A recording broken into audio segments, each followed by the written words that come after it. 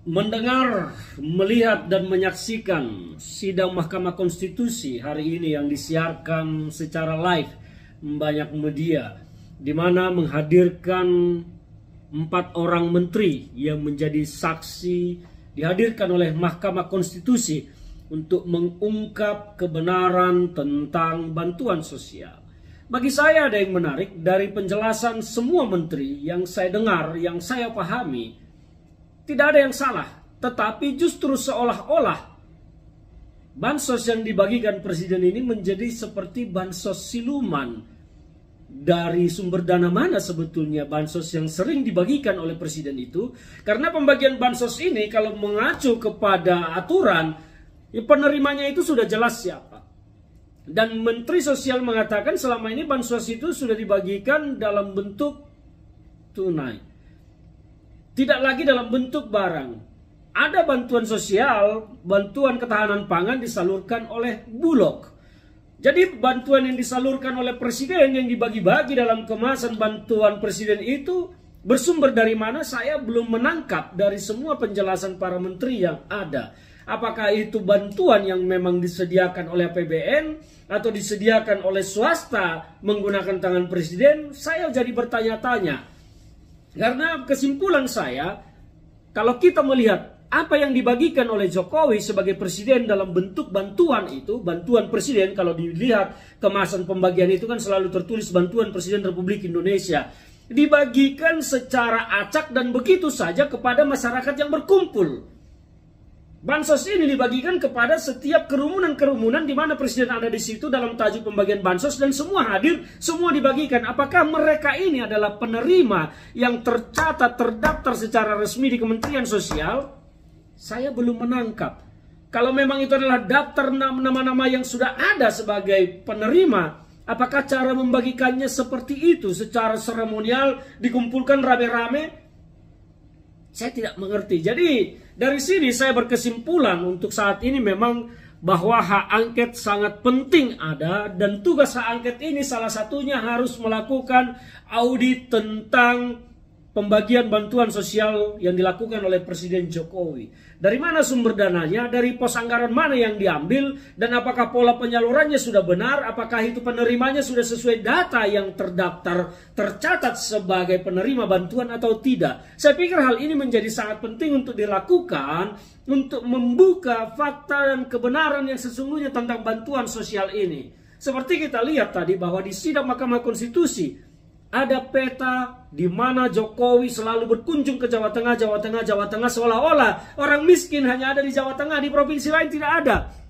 Ini kan menjadi pertanyaan, ada apa? Kenapa? Apa motif Presiden Jokowi selalu mendatangi Jawa Tengah? Ini kan menjadi pertanyaan yang sangat penting untuk ditanyakan kepada Presiden Jokowi. Karena kalau ditanya ke menteri-menterinya tentu akan menjawab, oh itu hak Presiden.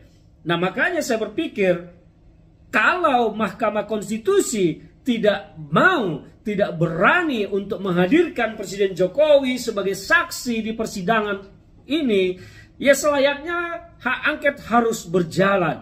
Hak angket seperti yang saya sampaikan berkali-kali, jangan terlalu dicurigai akan bertendensi negatif, bahkan menjatuhkan Presiden. Tidak. Kita mau hak angket ini ada untuk melakukan evaluasi menyeluruh, evaluasi total terhadap penyelenggaraan pemilu kita, penyelenggaraan sistem demokrasi kita, agar kita ke depan ini menjadi sebuah negara yang melakukan pemilu dengan cara yang bermartabat, bermoral, dan tidak ada seorang presiden manapun yang kemudian menyalahgunakan kewenangannya menggunakan APBN untuk kepentingan politik pribadinya. Ini yang tidak boleh. Jadi hak angket ini bagus untuk kita tempuh, bagus untuk kita lakukan, untuk mencari kebenaran sebuah peristiwa, kemudian mengevaluasinya dan melahirkan kesimpulan untuk evaluasi penyelenggaraan pemilu ke depan. Saya pikir masyarakat akan setuju ini. Jadi jangan melulu dilihat tendensinya negatif, bahwa seolah-olah hak angket, wah bahaya, penjatuhan presiden, wah bahaya, menyerang presiden, wah bahaya. Ini akan menjadikan kita menjadi negara yang tidak akan berkembang, yang akhirnya apa? Peristiwa 2024